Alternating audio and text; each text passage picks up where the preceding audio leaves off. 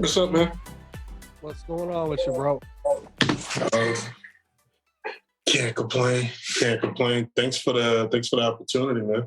Yeah, man. I love talking sports, so to me, it was just a no-brainer for me, man. I'm just gonna pull up the notes real quick.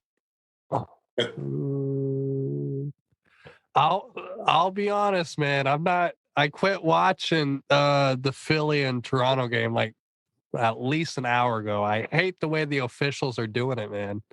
I did too. I think I started watching in the second quarter. I missed the early games because I was at work, but yeah, I kind of turned. I was watching. I was like, all right, this game was getting out of hand. They weren't calling it, so I was like, enough's enough. I mean, like, I expect home court advantage to some extent, in every game. But like at the same point, like you can't let Embiid like just drop that shoulder and push guys every time he comes in the paint. Or throw his elbow. You know what I mean? He's like, I like him because he's a bully, but sometimes it's just like, dude, like It makes dirty. It makes the game bad because when you just stronger than the others, I'll just put it back on real quick. And he fouled him. He clearly fouled him. He's like, now he wants to stand over top of him and he wants to taunt. And I'm like, you ain't gonna muscle your way to a championship. Like you'll get clowned in the next round if you face a better team. Yeah, and you're just gonna break your body down. You're gonna be wore out by the time, the next round comes. Yeah, you spend too much time just fighting. And it's sad because I think Embiid is probably the best center in the league with footwork and just technique, but he doesn't use it enough. No. And like you can argue like Joker's better, right? But Embiid, like when he actually plays, he's like probably the best center in the league. I think Joker's good. I ain't gonna lie. I don't watch enough Denver basketball games. They look so boring. But if I had to pick, I'm gonna take Embiid because he is the more athletic and for a guy at Kansas was like technically supposed to be the afterthought, is the better of his whole team. And his footwork, like his ability, like if this was the 90s, he would be giving Shaq a run for his money right now. I don't necessarily know that, but but Embiid would definitely, like, you can put him even in that Jordan era and he'd be successful. Yeah, no question. He's got that Olajuwon like athleticism. He dribbled a little too much, but imagine if he just played like in the post and it wasn't like the game where you got to shoot threes all the time. But the fact that he could shoot threes here and there, it would be interesting to watch him in that era. Oh, yeah. You take him right now, don't change anything. You put him in the 90s, and it's a different ball game. The 90s was still more of a team era, but Embiid doesn't back down. Like, he could have battled with those old Knick teams. He could have battled with those Pacer teams. The old bad boys, the Pistons. Oh, yeah. Beard. Yeah. It's like, man. But could he take what he dishes, though? No. No, after he would have started. I don't think he could have made, like, I don't think he would have liked playing against KG in his prime because KG did a lot of talking. Yeah. I don't know. Like, and actually, we'll get into that a little more because I actually bring up the 76ers when it comes to the playoffs a little bit. But basically, to kind of start this off with questions, what got you into podcasting and whatnot? So, goodness gracious. 2009, my cousin DJ Chase out of New York, all right, so I got to back this one up way far back. When we were kids, we used to sit in, so to give you an idea, I'm 36 years old. So I lived through the 90s and there were no podcasting in the 90s, but we always like... It was just like what, like radio talk shows in the morning or at night, right? Exactly. Yeah. And he would get he had a gateway computer and they didn't have any recording programs. They had like a little 30-second recorder. And he had those skinny PC microphones. And we would go downstairs, and for 30 seconds, we were just talking to this nonsense. and just make up stuff. And then he started getting DJing when he was probably about 12. And then he would have like recording equipment, and we would just sit. He would give me the microphone, and I would just talk into a cassette tape. We would talk about nothing. I would talk about movies. Just nonsense. And then 2009, me and him were working together, kind of, so like I was helping him promote parties and stuff like that. And we were actually like, he now has his own record label, and we were trying to do it together, and I fizzled out. Like I don't rap.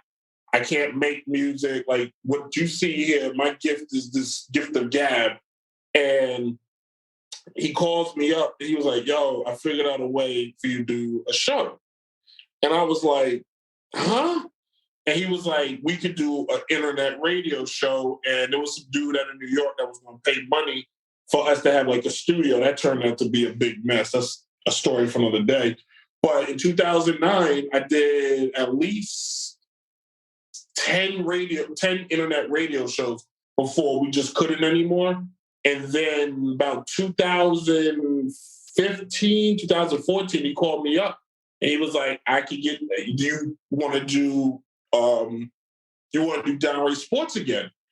And I was like, how? And he was like, don't worry about it. Just record it and send it to me. So for about 2 years, I just sent it to him until he showed me how to do it myself. But I wanted to go to school for communication, and I went to a small Division II school that didn't have any communication. And I always liked the idea of talking sports. I love sports. I think you can use sports in almost everyday life to sum up something. You know what I'm saying? Not only that, but the thing that I love about sports is with all the craziness going on in this world, it's like for an hour or two, everyone puts their differences aside. And like people come together for one thing. Yeah. And, and that's what brought me into sports, was seeing different faces, different cultures, different, like your neighbor down the road you thought was a nerd. He's at the game you're at, and you realize like, hey, like this guy's pretty cool. Like I love you hit it on the head. I don't care where you're from. If you like sports, so I'll give you a prime example. My fiance's dad, who I love to death, he's a good guy. He's from a small town here in Virginia called Grundy. Like it's a small coal miners town. And when I meet the guy, I'm not making this up. This guy who's never lived in New York. I know she's been, well, obviously she went with me, but I don't know before we met, like they ever went. And the guy is a Knicks fan, a Yankees fan, a Jets fan. And I'm like, my mind is blown because he knows the history of the Yankees. I'm a huge Yankee fan. I'm a huge Knicks fan. I said a joke to myself earlier. I said, the good thing about the 21st century Knicks is they don't get our hopes up anymore, because in the 90s, we always thought we had a chance to win. But now we know we just have zero chance to win. The highest you guys got was Linsanity. Last year, we had a glimmer of hope. Last year, well, yeah. I mean, you guys are solid still. You're one or two pieces away from being real solid. So much. It's playing in New York is not easy, man. Like J.R. Smith said this a couple of years ago when he went to Cleveland. He was like, they were like, "What's the difference?" And he was like, "Well, lifestyle." He said, I don't leave the club at 6 a.m. and go to practice at 8. Like everything shuts down at 2 a.m. But no, sports, it transcends everything. In World War II, they used baseball to get people's mind off of the damn war. You know what I'm saying? Just like you said, 2-3 hours, you forget your troubles. And whether you're watching at home or you're watching in person, there's another guy or girl or kid somewhere in the world watching what you're watching, rooting what you're rooting for, and then after the game is over, your views, if people, I don't want to say you can use sports almost in anything, but it does bring it just brings people together. That and music, I think that sports and music more than movies, and I love movies, but sports and music are the two things that anyone could just go, oh yeah, I like that. You know what I mean? Yeah. So to you, who do you think the most passionate fans are? Like to me, it's tough, but I look at wrestling fans as probably like the most passionate fans because not everybody likes wrestling, but the ones that do, they will die for it. So I was at work today, and wow, my man, he asked me, he was like, my man Noah Baker, he goes, "You watch wrestling?" I've known Noah for 6 years. He was like, "So you watch it all the time?" I'm like, "Noah, yeah." Like, and I was like, I watch, but I said, what makes wrestling so awesome, it's not that we understand what goes on behind the curtain. It's that we still don't know what the outcome is going to be. And even when we do, we just like, that glimmer of hope. So the best example, you watch AEW? So I don't have a lot of time on my hands, so I don't watch a lot of weekly stuff. But I will watch stuff on YouTube, like the highlights but I know AEW is for the hardcore 90s Attitude Era fans.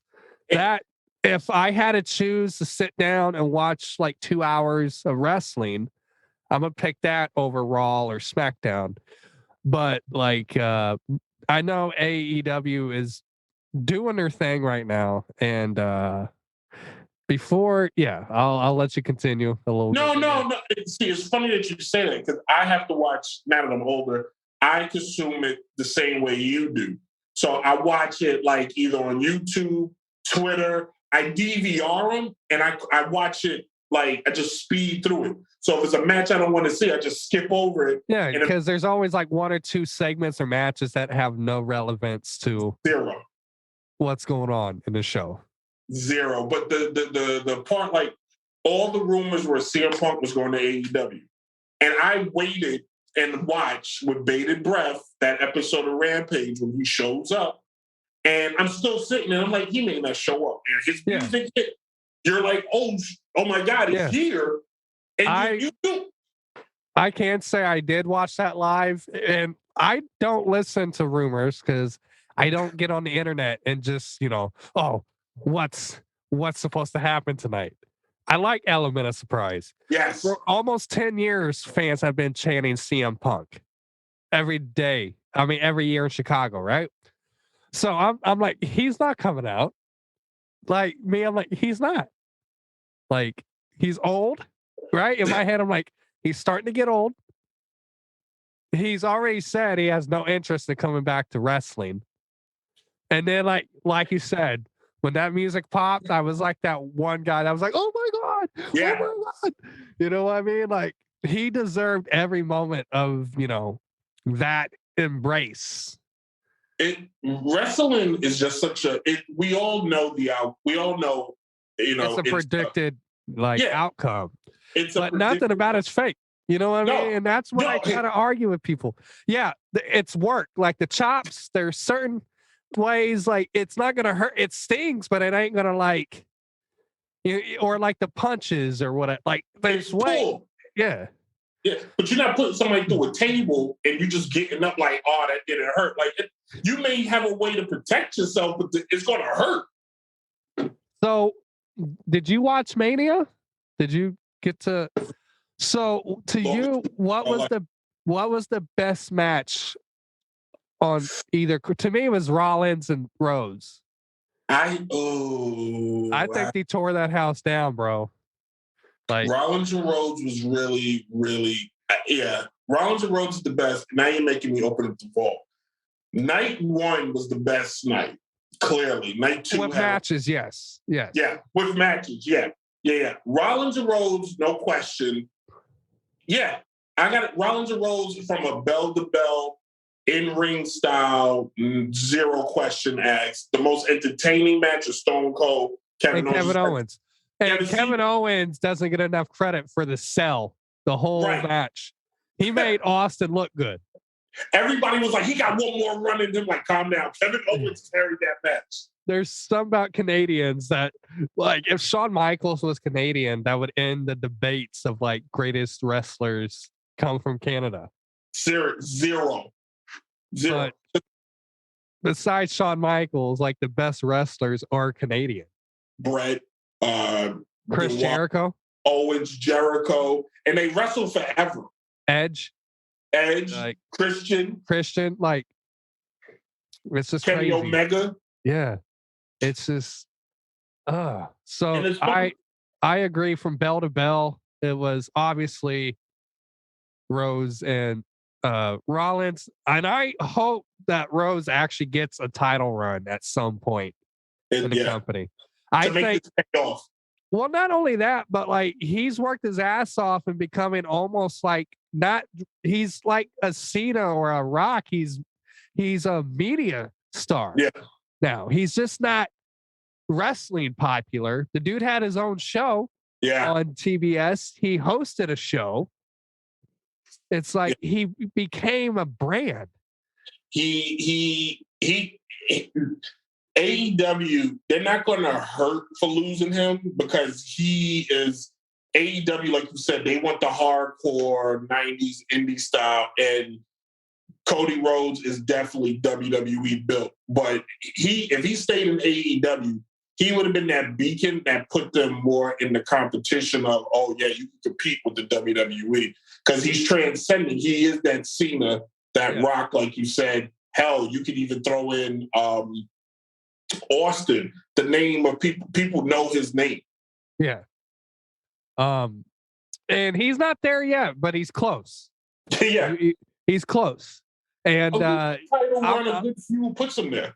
And I'm happy that he got the ovation. And that was one rumor I did hear on the internet, that he was gonna wrestle. That was a handpicked opponent. But I had this wishful thinking. Right. So Bray Wyatt was in Dallas. And then when the lights went out, right, the way it did, I thought the Fiend was going to come out, and that was just going to be but he'll come back at some point. From my understanding, he left the company because he wasn't happy mentally after Brody died. And he just wasn't with it. And he also had some physical issues where he couldn't do a whole lot he wanted to do in the ring. And I mean, he'll come back. I've never gotten a wrestling ring. I wanted to. I don't know. Like, it was a 30-second, like, ooh, could I become a wrestler? But then quickly, I never wanted to be powerbomb. I never wanted to be body slam. Like, I was like, if I get, I'll be a manager. But I didn't want to take. I couldn't take what they call it, a bump. Like, I couldn't. I couldn't do it. I got this dream, and I'm gonna hold on to it. People like Pat McAfee gives me hope, because he had a podcast, and he became a broadcaster, and the dude could wrestle. Yeah.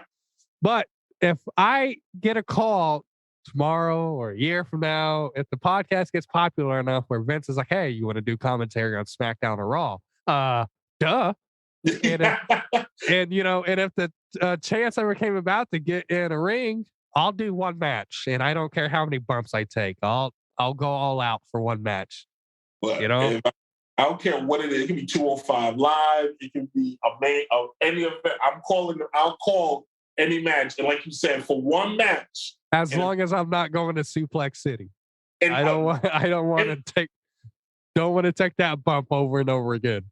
If the bag is right, I'll go to Suplex City. If the bag is right, I can recover if the bag is right. Well, the issue is I'm only 190 pounds, right? So Brock might literally throw me across that ring on accident, man. What did you think about that flat ending of the main event? Like, it was that was like shocking to see. Brock had momentum, and like Paul was even saying, he's getting stronger. And I think Roman really messed up his tricep or something.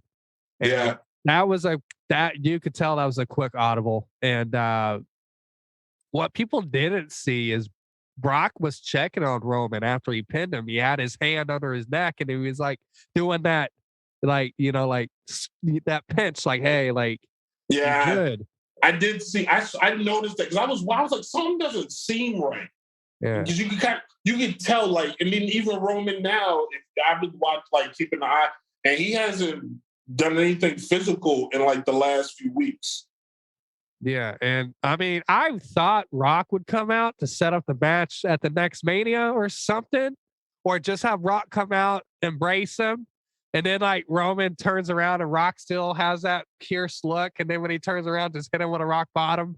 Yeah, You know what I mean? Like, but I thought we were gonna see The Rock come out and challenge him. It would even been kind of cool, like the you know the it would have been cool like if The Rock would have came out and maybe helped Roman win, kinda, and then after the match was over, he hits him with the rock bottom yeah, to set up that Hollywood Mania match, or even, I mean, if I got the pen and I'm booking, even SummerSlam, yeah. Rock beats him at SummerSlam, The Rock carries the title to me. Here's the thing, though. That match is big enough. You don't need a title. I don't want True. Roman to have a belt that long. That's true. There's other people that deserve to run with the belt. You know what I mean? Give it to Drew again. Let's let Lashley have a real run. Let's have Cody have a real run. Let's Rollins have a run. Like there's so many guys you could put that belt on, and it could be like great matches. Roman, he's at a point, he is bigger than wrestling. He doesn't need a belt. He just needs to be that story. He's in that Hogan, Cena, Austin. You just book him in the main event, Triple H. He has done it. This new Roman Reigns, the tribal chief, I root for the guy. He comes to the ring. I even like the music. Like it all works for me. I am one of the few that never liked him, just because even as a baby face, he pushed them down our throat. Yeah. And then even now that he's successful, I don't want to see him win. It's just like, I don't care for the character. It's not terrible. Like he can actually do promos now. It's just like, it's just like, I don't care. There's other people I got to invest. Like if I'm not, like, example, like even when John Cena became the doctor of thugonomics and he had the US title, I was invested in that character right from the start. You know what I mean? Like there was some authenticity to that. Cena is interesting. Because I watched him, and like you, I was like, who's the Doctor of Thugonomics? I was like, oh, I like this guy. When he became champion, I'm not gonna lie to you, he beat JBL, and I like the JBL character as champion. Well, that's actually who he was. He's actually like not a politician, but he has been on Fox News and talked about stocks and stuff. And I loved him when he would come out, and I didn't know this part. I just found this out. He purposely told Vince McMahon, don't sell merchandise for me because I'm a bad guy. And I thought I was like, oh, that makes me love the character even more. But like Cena, he kind of had that 21st century Hulkamania with Cena Nation, but he could make big time Cena. He could take somebody like Wade Barrett, who I actually like, but he made NXT about the matches. Feud was pretty. That was some good storytelling with the NXT feud. It was so. I know why. I mean, Barrett, he got hurt a lot and stuff like that. But I was a huge fan of that guy. Even when he was Bad News Barrett, I just liked him. But Cena just makes everything he does, especially in a big event, he elevates it. Like he comes in the ring and he cuts you down. You're like, damn, that hurt me. Now I want to see the match. And he has good matches. Yeah, like to me, unpopular opinion, and most people don't agree because people say Cena ruined wrestling, but I disagree. He was the right guy at the right time. And to me, from what I've seen, he is the greatest champion of all time. To carry that belt and represent the country. Yeah. To break all barriers, kick down doors, and to remain a WWE guy. And never turn heel. Never. Yeah. And it's like, to me, he's the greatest champion of all time. Yeah. He never, everybody forgets, when you're WWE champion means they just trust you to put your face on the truck, so you can sell tickets. And he did that. Every little kid. And he still WWE. Like you can still put his face on anything WWE, and people know, oh, that's John Cena. That's John Cena of the WWE, not Peacemaker. That's John Cena. Which I need to watch. I haven't watched Peacemaker. He's actually starting to become like I think Peacemaker might be as big as John Cena. I think after you watch it, people are gonna be like, "Hey, that's Peacemaker." All right, so I gotta ask. So WrestleMania obviously is 2 nights, right? They're gonna be in Hollywood. We almost can all predict we got Rock Roman. And Brock is gonna be there too. Like these already, Brock and Becky has been promoted for Hollywood. Oh, no question. But Cena's on that card. Who did John Cena face? Cody Rhodes? Or do you want to like have a once in a lifetime match again? Bring somebody like, I don't know. Everyone's too old. Yeah. Unless not a segment, is it possible you can get Austin in enough ring shape, Austin Cena night 1? I don't want to see that. Really? No. With the way Austin, because Cena is not as great as Kevin. That's true. Cena is not active enough to. I wouldn't, if I'm Austin, I'm not going to trust Cena with my broken down body. That's true. Because Owens did hold that match down. The suplexes, so I was listening to another podcast. They said that's the first time suplexes was that over since the 1960s. Yeah. Just because of the history of like Austin's neck and whatnot. Like that bump in the crowd, like. Oh, I went like this. Yeah. I sat like this for a few minutes. I was like, oh, he's got to get up. Because I was like, oh, man. I was happy to see him do it, though, because it meant like, oh, he was feeling it.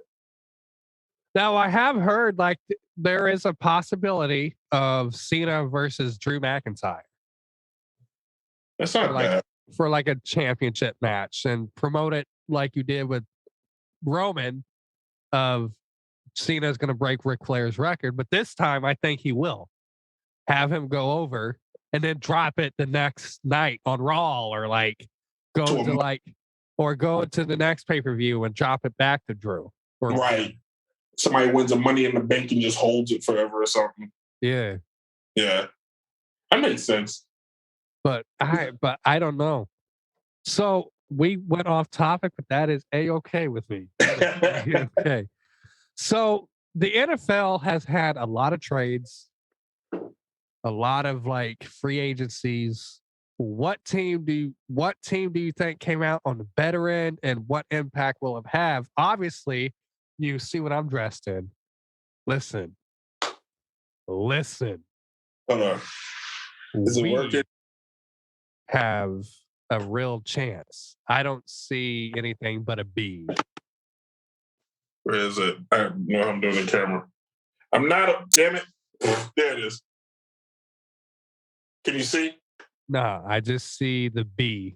What happened? Oh, my bad. There we go. Oh, there we go. Okay. I see you. They're on the board. Okay. My uncle is a big Raiders fan, so by blood, I root for the Raiders too, as I'm a Giants fan. That's a weird combo, but hey, I'll take it. So you look at it and you look at that offense that the Raiders have right now. They probably got the best offense in the NFL right now. You got Waller, Adding Adams helps, yeah. Adams, Jacobs, and Brian Edwards, and Foster Monroe. He stayed. So, and that defense with the pickups we've got in free agency of just like decent players, and there's one name still out there that I don't think we'll get since Carr signed that contract and money. But there's one guy out there still that the Raiders. Las Vegas is an intriguing city right now. If I'm a player, why not try to get Tyrann Mathieu? Why not? He could be the difference of what the team needs. that conference for It's Oakland, so stacked.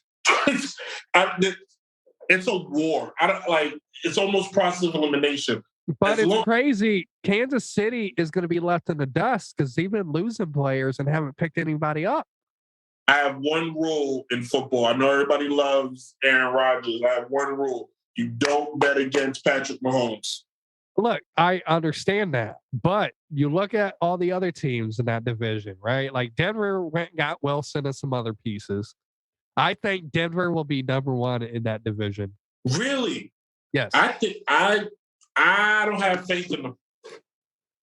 I think they'll be good, but I think the Raiders are a little bit better. Listen, I hope that we get number one. Because here's the thing. I've always been a Derek Carr fan. I have never been the one to shit on him, even when we lose games. But now here's the thing. Carr, we actually put you in a position to be successful. You better do something. You better do something now. Carr to me is, you put Carr on another team and people are talking about him in the sense of, oh, he's one of the greats, yada, yada, yada. But because he plays for Oakland and the expectations are so high, and then he had the Gruden situation, he gets is he really good? But David Carr, that was his brother.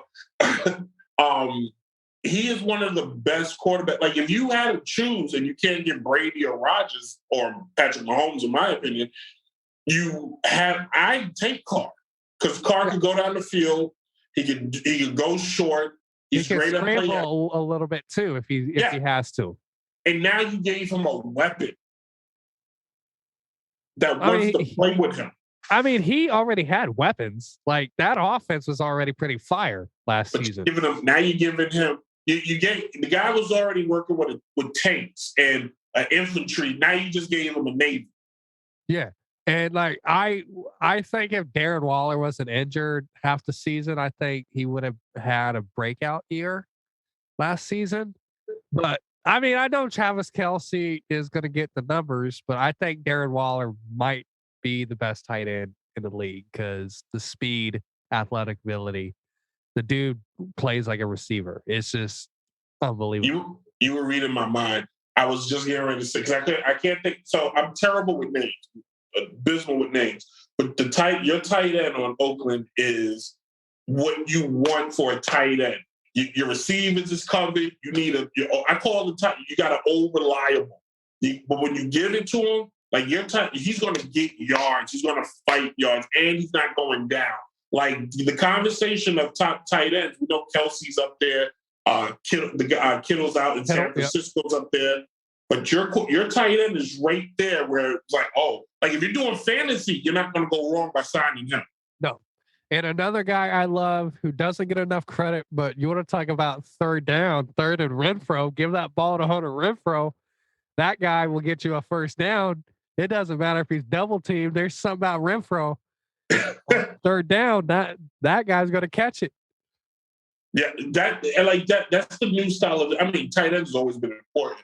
But you need that athletic tight end with hands, and that's the miss on some teams. And it's this, like last year was probably the most toss-up season, even though I know a lot of people penciled the Rams in there.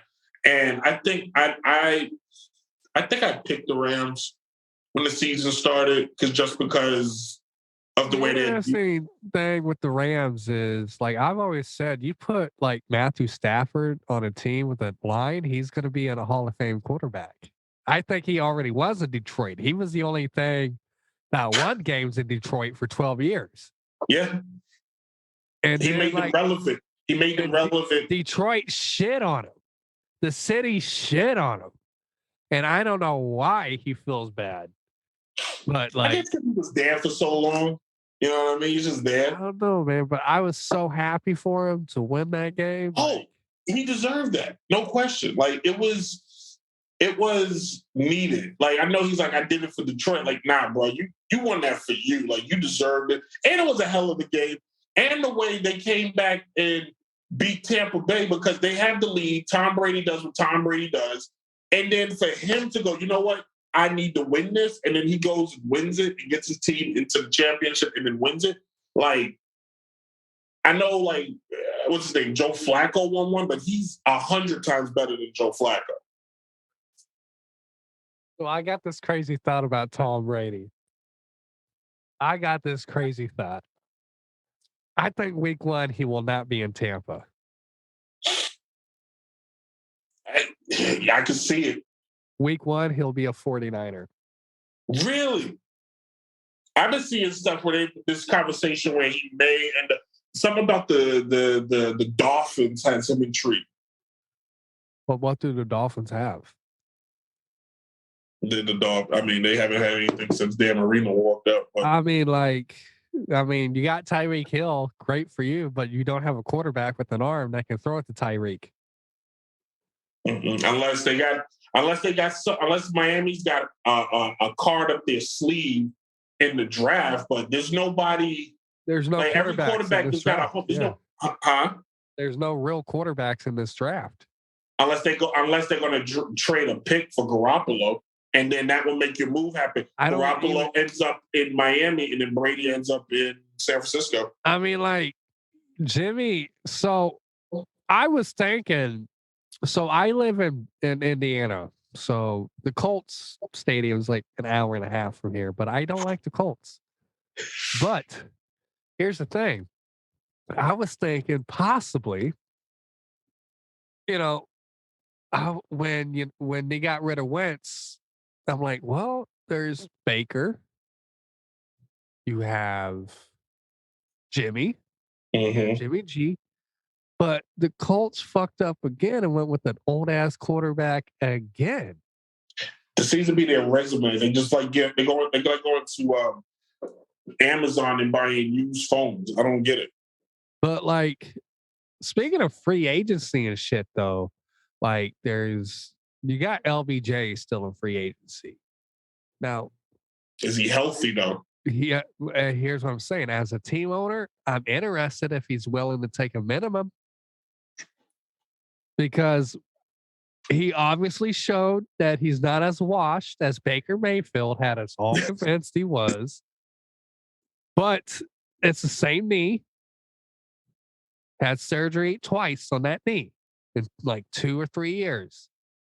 I'm not willing to pay that money. I'll rent him for you. Yeah, I'm hoping he comes back. And he comes back good. Now, let's kind of stir the pot a little bit and talk about Cleveland. I think it's not a bad idea you went and got Watson over Baker. As long as he stays out of trouble and nothing else comes from the cases.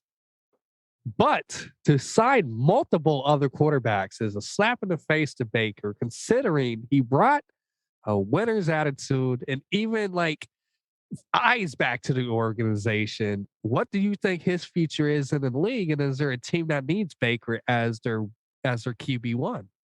So the NFL if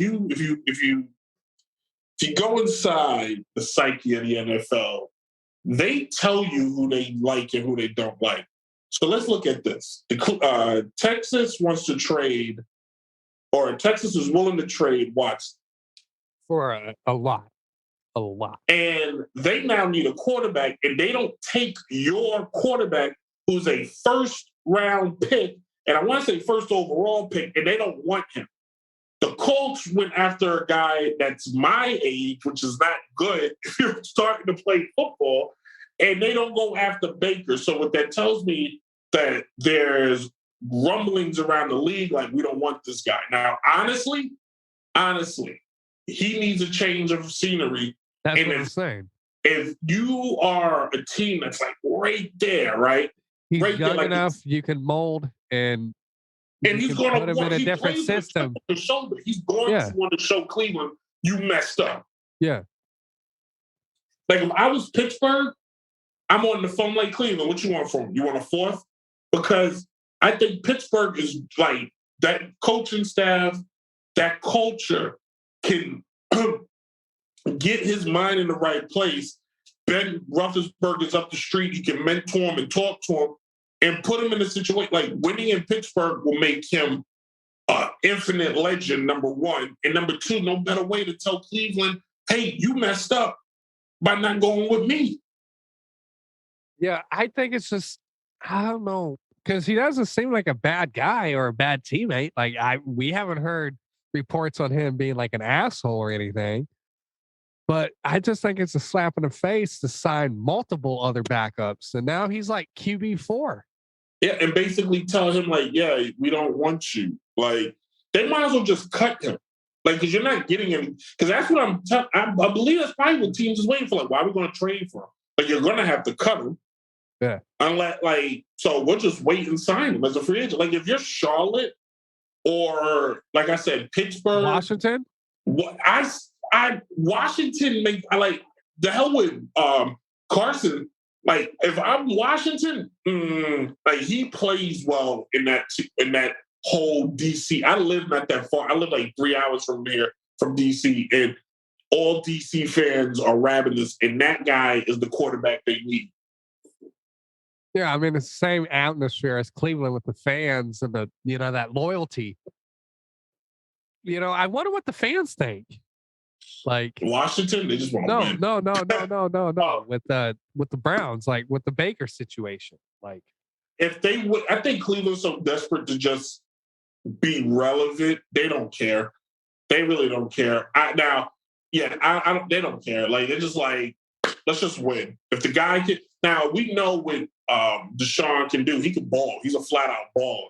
And if he survives all these allegations, and they kind of keep that team in place, like he can have that team in true playoff and eventually championship conversation because he is a baller. Like he came into the league and made the Texans a contender like that. I think the last time, like he was the first one to give Kansas City that scare before Patrick Mahomes went on Patrick Mahomes. Yeah. Like the last good team Texans had was Matt Schaub, Andre Johnson.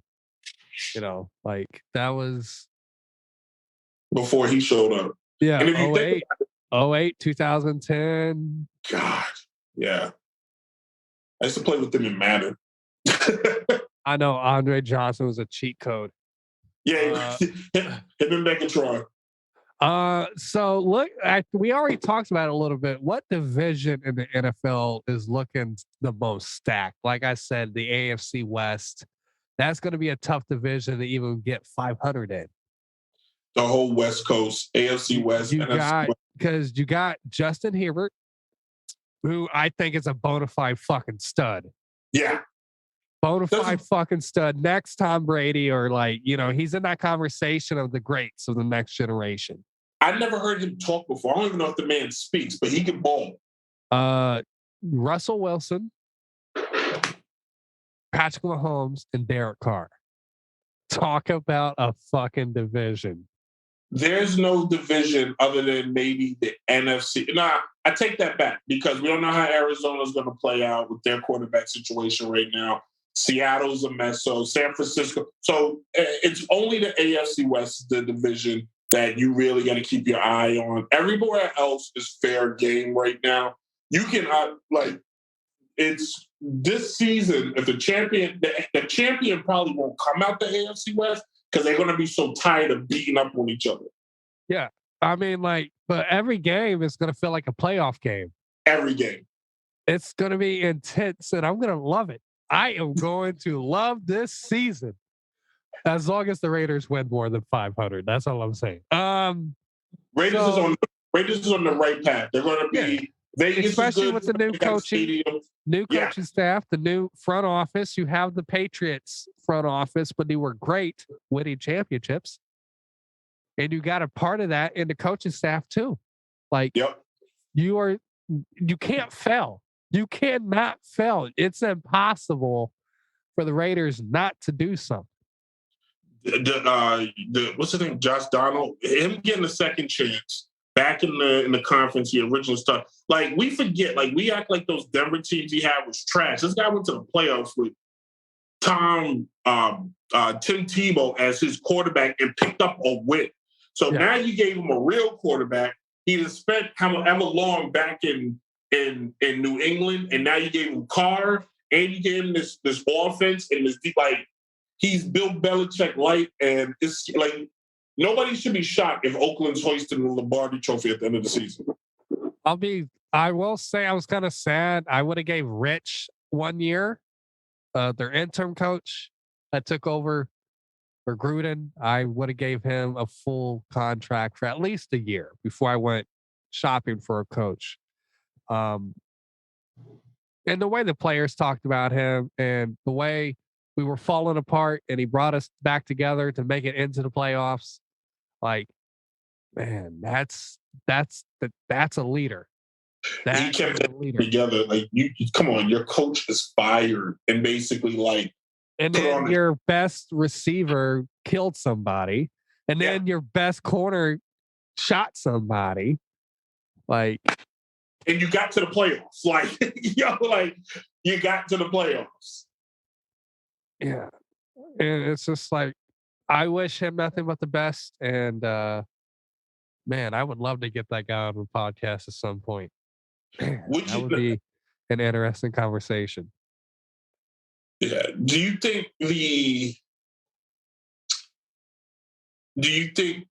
with Tyreek leaving Kansas City is going to be a huge impact? I think Tyreek leaving, I think he's six wins by himself easy.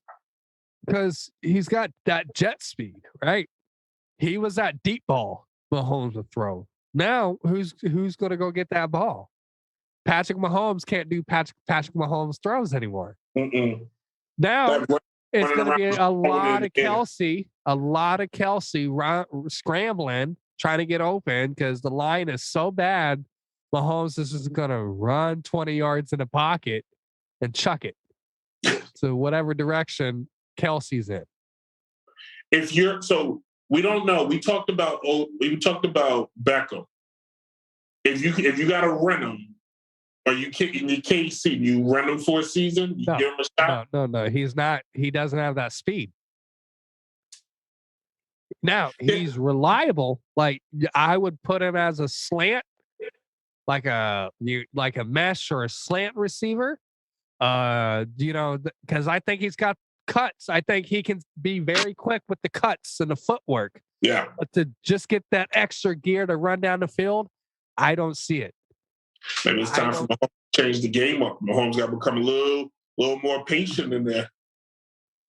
I mean, the guy's already patient enough. Like I said, he's running 20 yards behind the line of scrimmage. He's a freak of nature, man. Yeah, but it's just crazy to watch. I mean, I hate Kansas City, so this is just. You hope, as my uncle is, like I say, he's a big Raiders fan for 100 years. And if Kansas City, Denver, especially if he hates Denver, if all those teams, their quarterbacks just fall apart, he's not going to be upset. And I know you share the same sentiment. But I don't ever want to see someone get majorly hurt.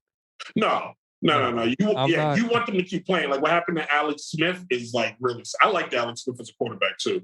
Yeah, I don't want to see Mahomes break a bone or tear anything, but I want to see him get his bell rung and be like, "Oh, his ribs are hurt. He's got to go." He needs a break. Yeah, go sit out for the game or something. Like that type of injury is cool, but like, man, I'll say, man, in 2014, man, when Carr broke his leg, bro, they were talking like MVP. And the Raiders were definitely hot going into the playoffs. Heck yeah. That was like a sad moment. But to switch to the NBA, I can talk about the NFL all night. Who do you like coming out of each division in the finals? And who do you have winning? Somebody asked me that earlier. And the NBA, they want parity and they got the parity. Yeah, it's tough. I really liked Philly. I like the Embiid. I like the Harden. I mean, I like Embiid. I like Harden. I like that team. I always said Philadelphia was a another scorer away from making it. But I think they traded a little too much because the other Curry, not Seth Curry, was that extra shooter. Now, if they don't get Tobias Harris involved, I don't know what happens. They ran through the Raptors, but I didn't really think the Raptors were that good anyway. I would not be shocked if Milwaukee creeps out. I have zero faith in Brooklyn. I could care less when that team plays no defense, and unless Durant scores 60 every night. Yeah, unless Durant and Irving are just going to average 40 apiece, and that still is not going to be enough. That team is not built, and I don't care if they bring back Ben Simmons. They don't have a bench. They're not tested for the final. They're not tested for the playoffs. I think they can lose to Boston in 7. That's a team. Boston's not going to the finals. I look for Boston to break out the brooms against the Nets. I can see the Nets. KD can get them 2 wins. He can get them 2 wins. KD can get them 2 wins. I don't but think so. That defense is just too good. It's terrible. It's non-existent. No, I'm talking like for Boston, Brooklyn's gonna have to work. Yeah, Boston was one of the hottest teams going into the playoffs, and they're Jason Tatum is starting to become that guy. Yes, he is. He doesn't fear Kevin Durant. He doesn't fear Kyrie Irving. And Smart, man, that guy is just. He went from like a Patrick Beverly to someone who can just play defense to just being this guy who can do it all. I've been following his career since Oklahoma State. Uh-huh. The guy, he's a great basketball. I mean, they're all great basketball players, but he's a difference maker. Like, we're gonna hear like Smart on like a team in like 2-3 years. That veteran that turns that team around. Like, I don't even know how old he is, quite frankly. He could be 25 or he could be 62. He just keeps playing. I feel like he's been in the league forever. I think he's probably 31. Probably sounds right to me. I think so. 30, 31. But like you, I'm looking at it like I look at a potential second round. Like, obviously, I think Phoenix is the favorite coming out of the West. Yes. But I'm looking at that second round. If Luka's healthy and Dallas gets past, that's going to be a hell of a second round with Phoenix and Dallas. And then you got Memphis, who I think will end up beating the Timberwolves. And Timberwolves is riding the high from the other day. Like, Memphis will beat them. Timberwolves is riding that high. They won. Now, could they be the Atlanta Hawks of last year? No. Memphis is too good to lose to them. John Morant is like on a mission, and I could see Memphis or Dallas upsetting, Phoenix. But then I look at the East. I know a lot of people have Milwaukee going again.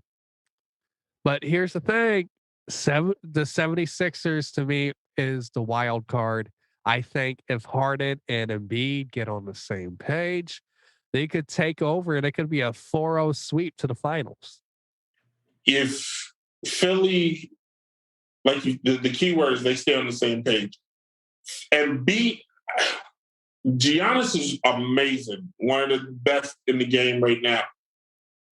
Embiid with James Harden, there's no answer on Milwaukee for James Harden if James Harden is on. Now, if James Harden is Houston James Harden, when he's looking for his mouthpiece on the court, it's a different story. But if James Harden's never played with a guy, because James Harden was partly hurt last year on Brooklyn, but now he's got an Embiid. Embiid don't need James. Like, Embiid's like, just give me the ball. I'll give you the first 35. Just give me the 14. Like, he's got that mindset. But who do you have winning it all, though? It's not Phoenix's year. Chris Paul will go down in the same category as all the greats. The greatest of the greats that never won one. I think this is Philly's year. I think James Harden shuts everybody up. Philly wins it.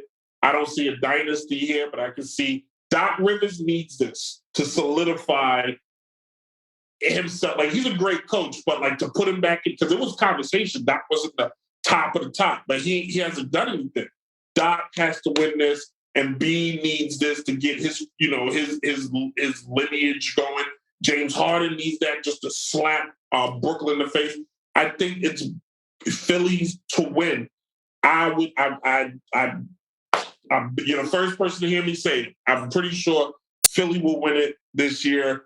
Don't be shocked if the NBA Finals, though. Don't be shocked if the NBA Finals is Philly versus Golden State. Well, I'm not going to bet against the Warriors in the finals, though.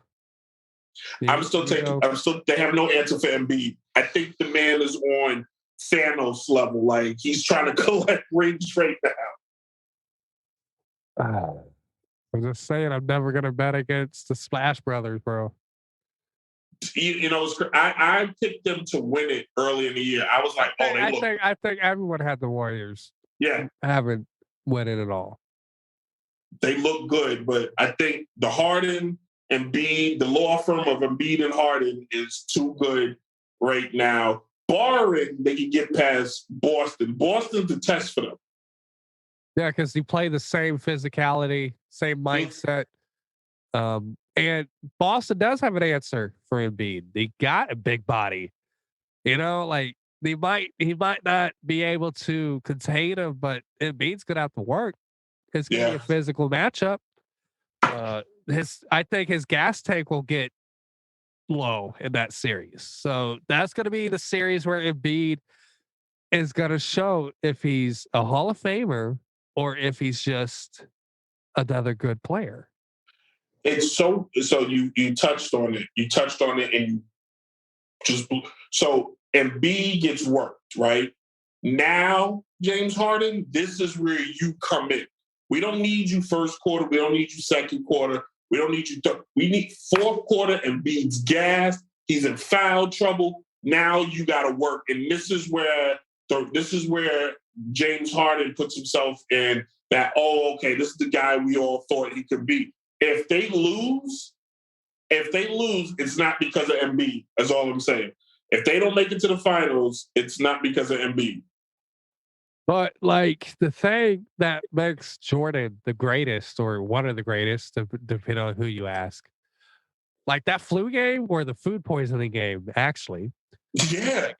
It's like when every great player, even when you got nothing more to give, you have to find the extra gear. And the question is, can Embiid, when he fills his lungs, caving in, his heart's beating out of his chest, can he say, we got 5 more minutes? Just give me the ball. Can he dig deep? And like I said, is he just another good player, or is he a Hall of Famer? Yeah. Is he? I don't know who you compare Embiid to, because there's so many. You can't compare it to anybody in style, but I'm just saying the great like Kobe had broken bones and torn ligaments, and like every great player's played through injuries and sickness, and you shine the brightest in the biggest moment. Yeah, so it's like, are you gonna do something, or are you gonna let Kawhi bounce another corner shot in? I hated that finals. Oh my God. Yeah. So moving on to combat sports. Man. So a name in everybody's mouth, Jake Paul. Do you think it's realistic for this cat to box Connor? And do you think he's legit? I mean, look, Woodley obviously is not a boxer, but for him to put that man to sleep, like. So I know everybody's like, yeah, Mayweather kind of carried him. I was impressed with Conor and Mayweather.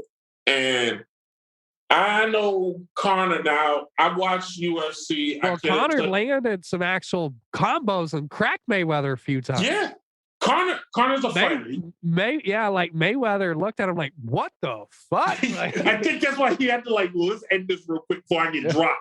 Because he kind of turned it on. Like Conor, listen. And Mayweather took that fight serious. Could he have ended it quicker? Possibly. But he went through a full training camp because he knew the caliber of fighter. Like Mayweather says, like, you never want to fight someone like McGregor because he's scared of nobody. Yo, you got nothing to lose. Like, no matter what, he's scared of nobody. And that That's confidence alone is just dangerous. So if he boxes Connor, obviously I'm going to give Jake a chance because he's shown he has power, but Connor has the touch of death. Can Jake Paul's chin withstand a left from Connor? Because you know it's going to crack him. First of all, I just want the pre-match hype between the two of them because Connor gives you the best TV anybody can ask for. I got it. Look, I don't know if I'm Jake Paul. I want to take that match because Conor McGregor has lost his last 2 UFC fights, and like the Floyd Mayweather fight, like he's going to want to beat somebody, and I can easily see him easily knocking him out, bow, calling it a night. You know, because Conor could take a punch. Me and my buddy Preston, we always say Conor's his best once he starts bleeding. Yeah, like the Diaz fight. Both fights. Yes. You know, like Connor took some shots. But you know, I will say in the last fight Connor did, before he went for the guillotine, he was winning that fight. I think he knew the leg was broke before it broke. And I think that's why he tried to choke Dustin.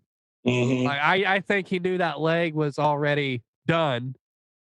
And I felt like, okay, I'm gonna try to end it. But he had some moments, man. Like Connor, and I hate when people say he's done and washed up. He's fighting the best in the world still. It's not like he's just fighting some Joe Smo YouTuber. Sorry, Jake, but you got my respect because you got cracked a couple times against Woodley and you didn't drop. Like you have my respect, but be humble. Be humble. Don't call out Thanos. Don't. He got well. He did it. Is it true, Paul? He wants to face Tyson. He wants it for that payday, bro. Like I want to see it. I don't because it's gonna end badly. It's gonna end badly. When Tyson fought Roy, those body shots alone would drop Jake. He pulled back on Roy. He didn't get. You could tell from his speed, just like, oh my God, this man's in his 50s and he would obliterate somebody right now. Not Tyson Fury like, but you could put Tyson in the ring with like a like a an random uppercomer. And he may drop him. I'm just saying, if I'm Jake, I'm gonna try to fight Tommy Fury again. See how I do against a real boxer. You know, and then maybe fight Diaz, then Masvidal, and then if I'm undefeated, then let's call out Connor. Is he crazy enough though to call out Pacquiao? Well, he's called out Canelo. He's got a death wish. he's and he's called out Mayweather, of course. Like, nah, Mayweather is a great fighter. He's one of the best ever. Top 10, if you got to put him in a category. Canelo looks to knock you out, and he's going to be eating out of a straw for a couple of days. He may not want that one.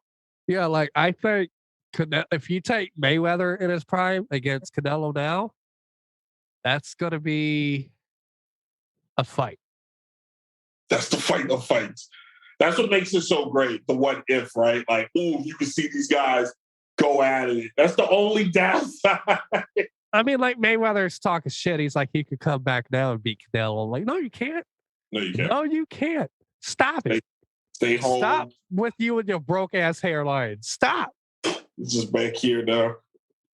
Stay home. Don't. What is he? He's 47 or something, right? Yeah, it's like just keep boxing these entertainers and make your motherfucking money here and there. Yeah. Go wrestle a wrestling match again. You get a rematch with the Big Show. at AEW of all Yeah. places. Yeah, you make that work. He faced Chris Jericho. What's your thoughts on Kamzat? And do you like the matchup of him and Kobe if it was made? And who do you have winning that? So to be 100% frank, so UFC, I love it. I think it's grown on me because I used to judge it like, what is this? But I don't follow it as hardcore. I don't know why. It's not like I don't like it. I just don't follow it as hardcore. So like it's hard for me. Like so bigger names, Connor obviously and stuff like that. Like I watch closely. So Kamzat was the guy who just fought Gilbert Burns. He's Okay. the Khabib 2.0. But he fights at 170. He even talks like Khabib. He's like, I smashed this guy.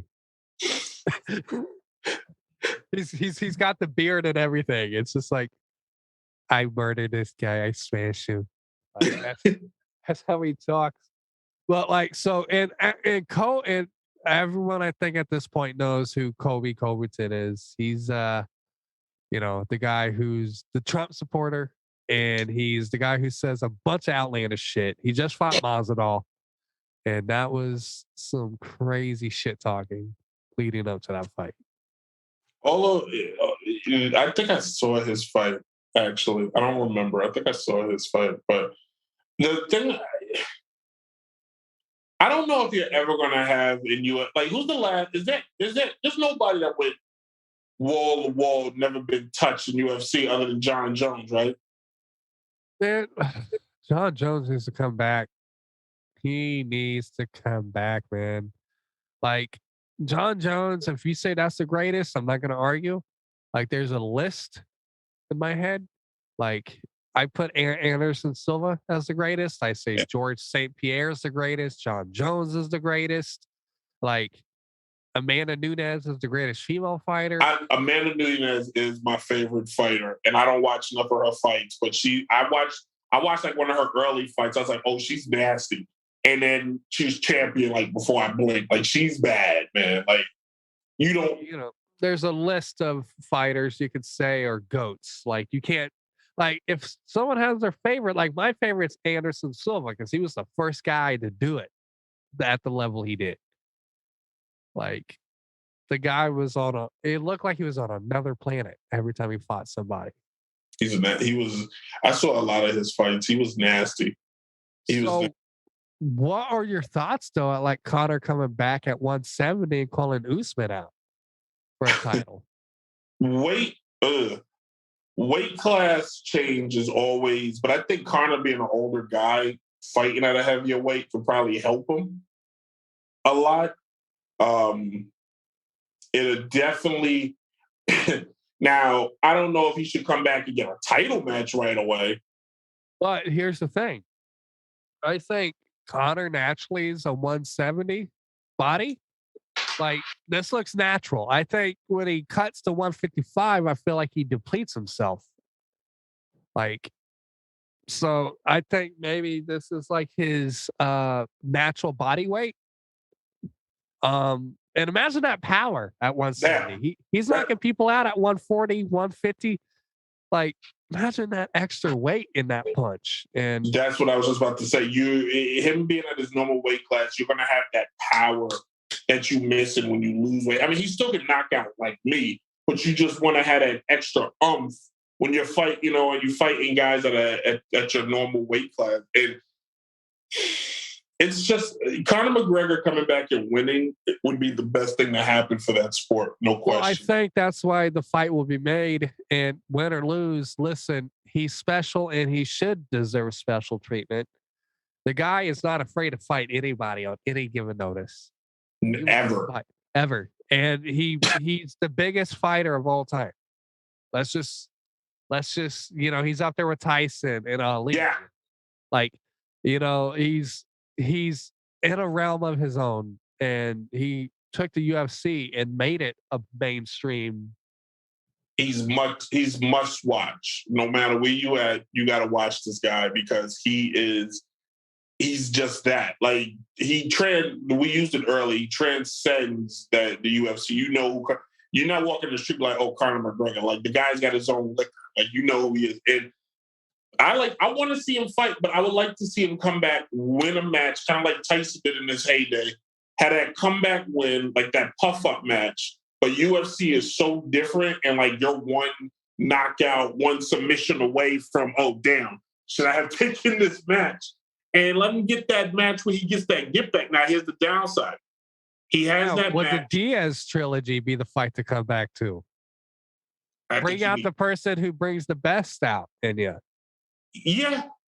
Oh, absolutely. Tell that story one more time. No question. But can Diaz take that punch anymore with his health and his chin deteriorating? Can he take that left from Conor anymore? I can't speak for Diaz and his camp, but I would say Conor coming back, beating Diaz, finishing that trilogy, and then setting him up for that big fight. That would be huge because it tells it, oh, Conor beat Diaz, he finishes this up. And then now we can look for him to go for a title. Win or lose, it's gonna break records, and it's gonna be entertaining. That's the best part. Because Diaz was the one that made Conor one of the greatest of all time. Losing in an embarrassing fashion, and then coming back, like immediately getting on your high horse and said, "Hey, we're gonna run this shit back." Yeah. And then just to come out and just beat the fuck out of him for 5 rounds. I mean, it wasn't completely one-sided, but like I was actually doing a live commentary of that fight like a few weeks ago. And I think I had like 10-8 round to Conor. Like there was like one round for sure that was just like so one-sided. And, like the fight wasn't as close as I originally thought when I was first like watching it live. Like Conor gave him that ass whipping, bro. Like it was. I think I watched that one at my buddy's house. Yeah, and that's when I saw it. Well, I've seen UFC fights before that, but I watched it with somebody who watches it all the time, and he was breaking it down for me. And I was like, oh, okay, so this is what a UFC ass whooping looks like. You know what I mean? Yeah, with the tech, it wasn't a brawl. It was very technical, and like it was if you loved the technical aspect and everything that makes combat sports combat, that's one of the greatest fights of all time. Now, arguably, Stephen Bonner, Forrest Griffin, Ultimate Fighter Season 1 finale, greatest fucking brawl of all time. It was a fucking phone booth. But like, so sadly though, I've come to the end of my questions, man.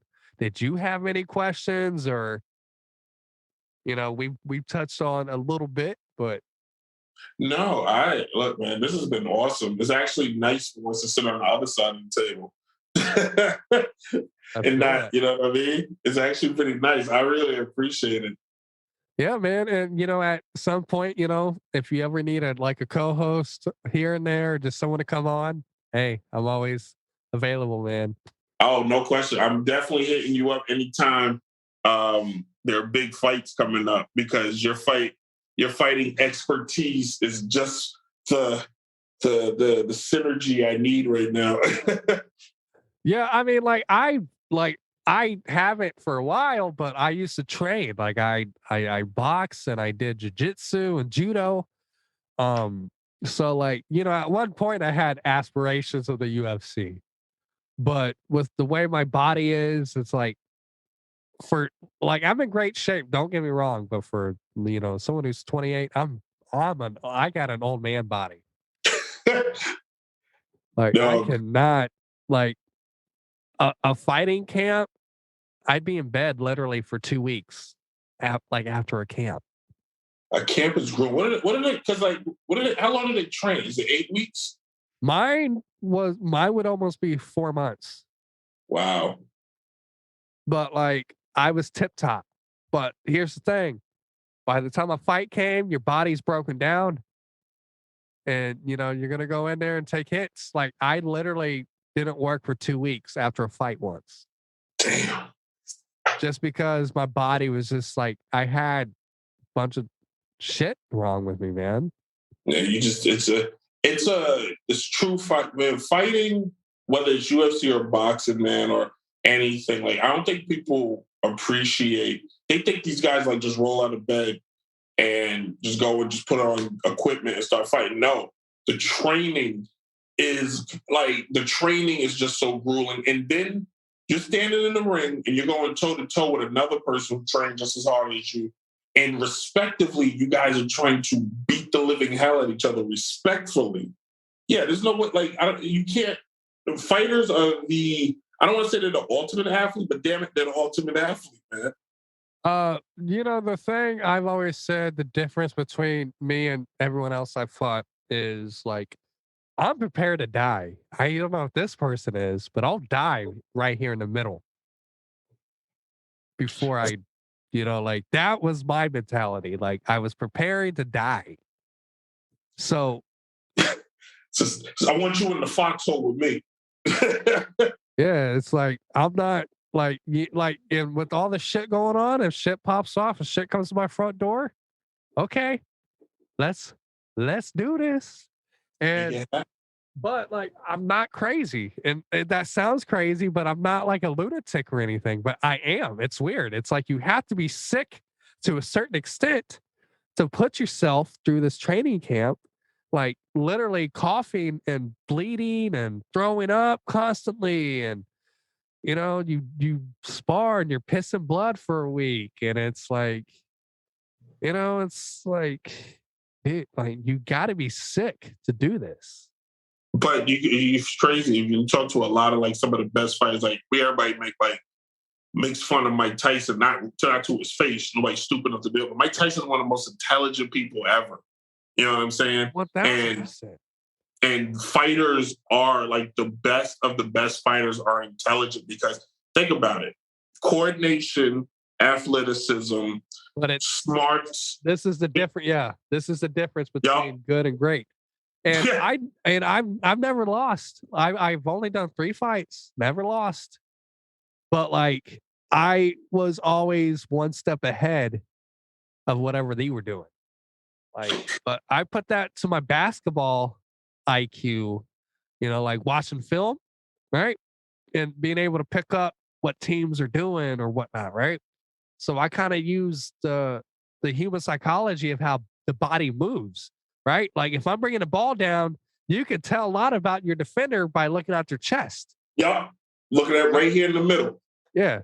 Chest, hips, this is your, okay, I'm going left or I'm going right, or I'm going to do a step back, right? Like so the human psychology and body movement, I felt like I had down, and I was a natural at that when I started. Like I knew what was being thrown before it was thrown, just from how their feet were cocked or whatever. Like I learned that when I was coached. It's fun. And when I was coaching basketball, that was the biggest thing. Like don't look at the guy's head, look at his torso. He can't go anywhere without his chest. I don't care how much dribbling he does. He can't go right and his chest goes left. It's impossible. Yeah. So, and also I got a long reach for someone my size too. So that was always the advantage. I'm like 5'10", but my arms are like 6'2", 6'3".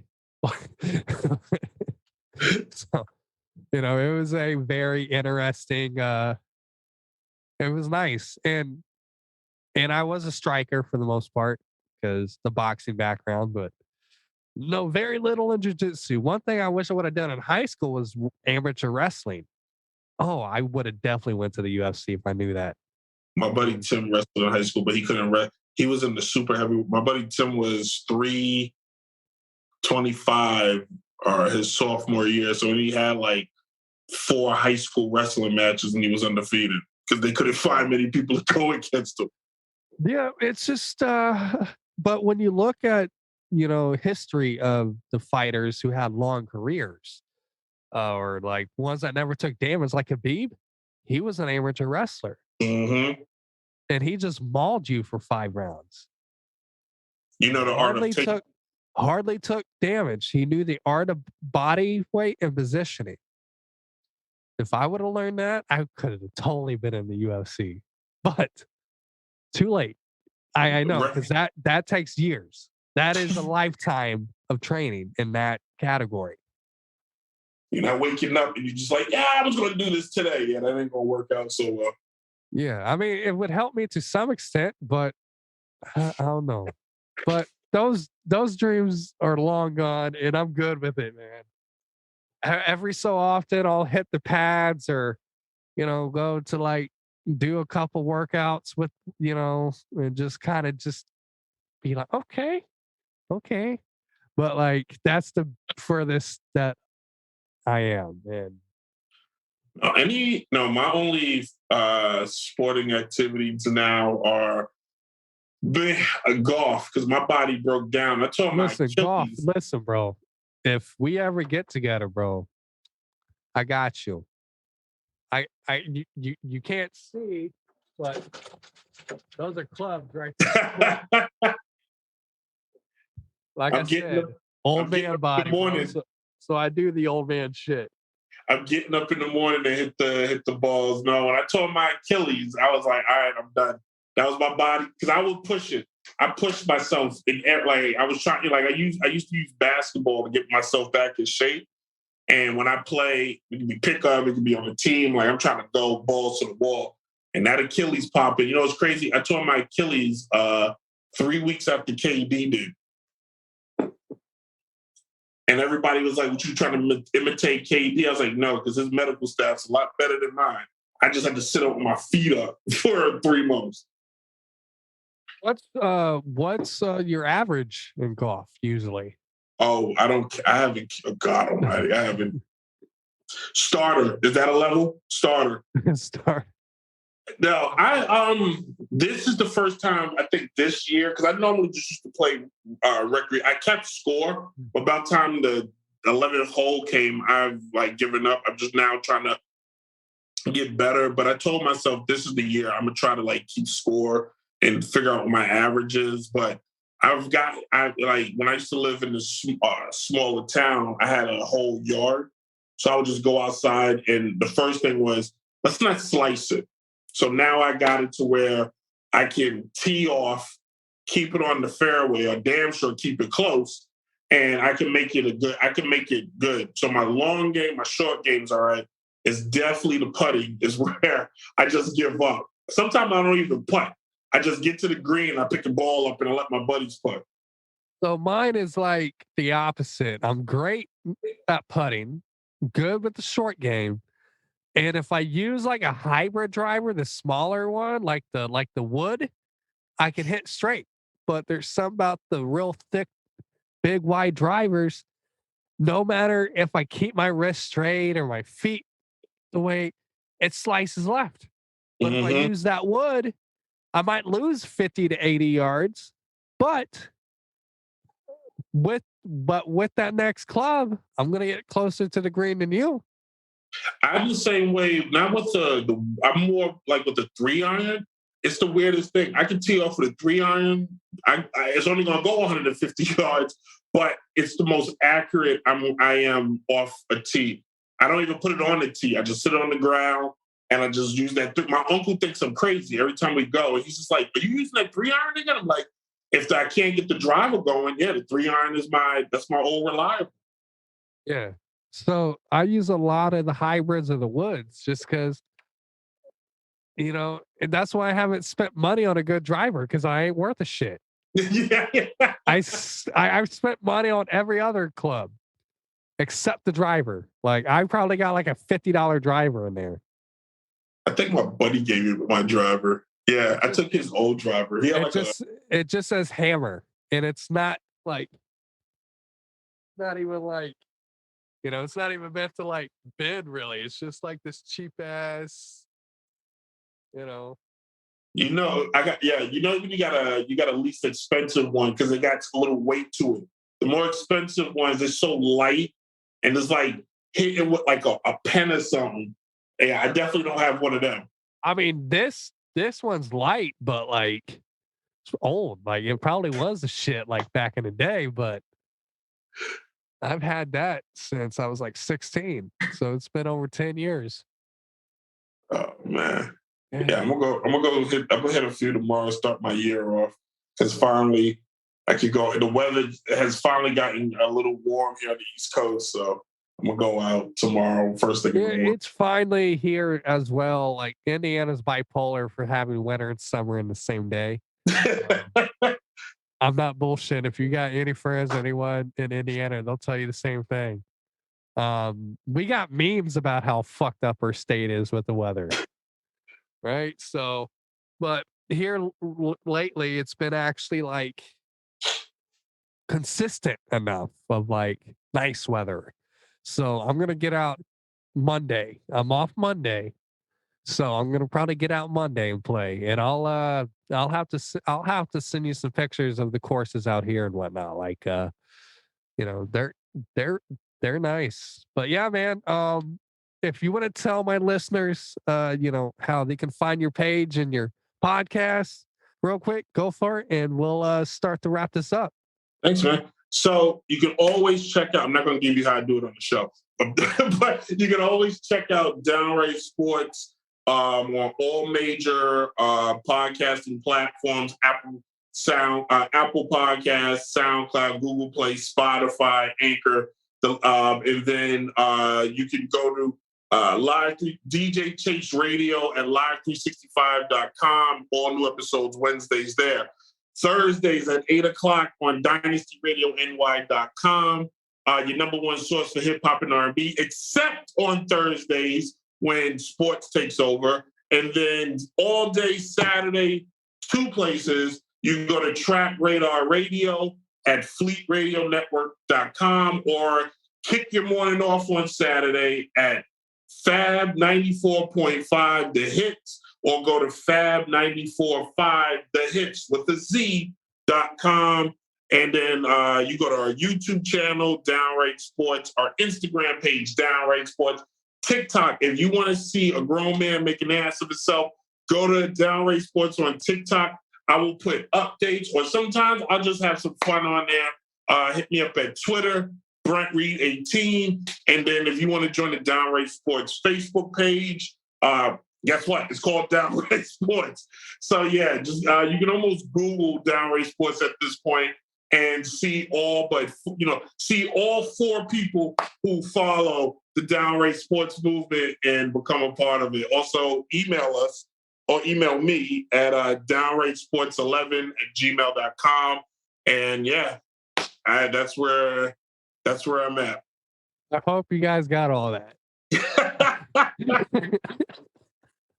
Like, you should have seen like my face halfway through. I'm like, man, this guy has 100 fucking pages. I'm listen, man. I can't complain. I do my show. So a couple years ago, I was like, I think I was this close. I was like, I don't want to do this anymore because I was kind of getting frustrated.